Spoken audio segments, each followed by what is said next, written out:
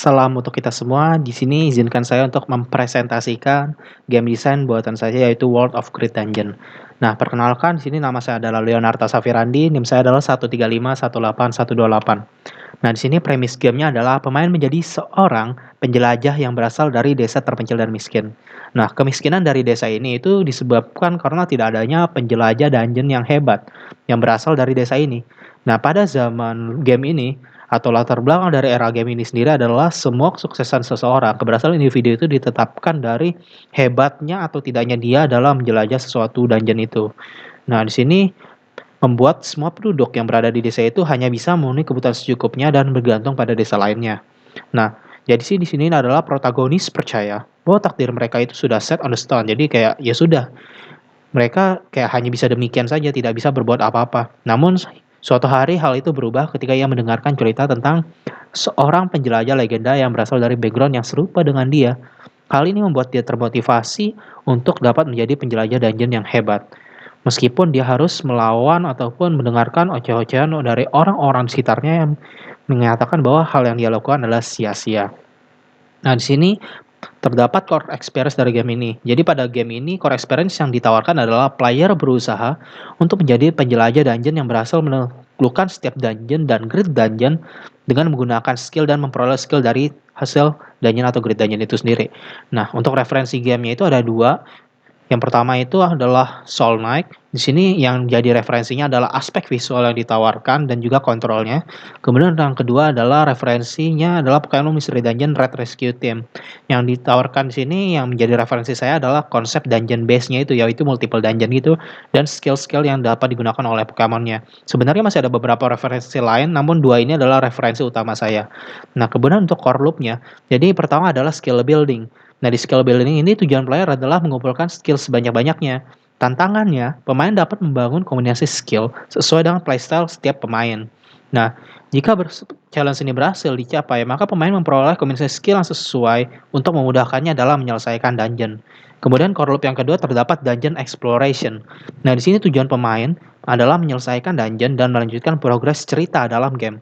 Tantangannya, pemain dapat menemukan kombinasi skill yang sesuai dengan affinity atau environment dungeon. Jadi pemain harus dapat kayak membawa skill ataupun menentukan kombinasi skillnya itu supaya sesuai dengan environment untuk explorationnya itu sendiri.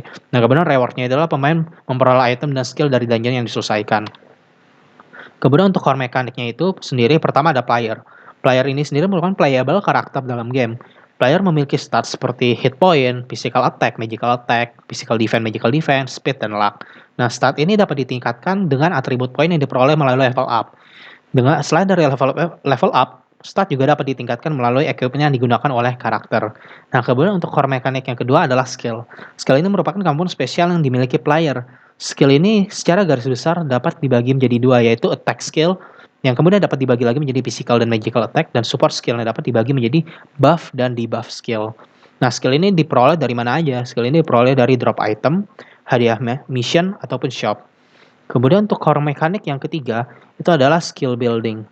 Nah, di sini skill building itu pertama adalah skill maksimal yang dibawa oleh pemain itu sebanyak 6. Kemudian skill consumption pemain merupakan batas dari total rarity skill yang dapat dibawa oleh pemain. Jadi di sini skill itu mempunyai rarity kayak dari 1 sampai 10 gitu.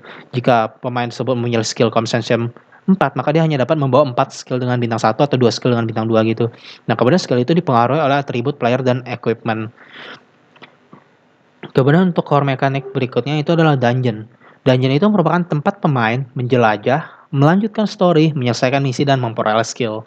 Nah, dungeon ini memiliki affinity dan environment. Affinity itu kayak mungkin seperti monster apa yang ada di dalam dungeon itu, kayak mayoritas monster, sementara environment itu kayak lingkungan, cuaca, atau semacamnya yang berada dalam dungeon yang dapat mempengaruhi progres pemain. Nah, kemudian dungeon itu dibagi menjadi 7 tingkat kesulitan pada game ini, yaitu dari E sampai A, kemudian S, dan Great Dungeon.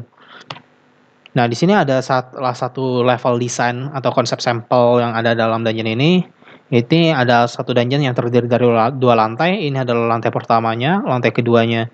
Jadi di sini dapat dilihat bahwa ini merupakan pintu masuk dari dungeon.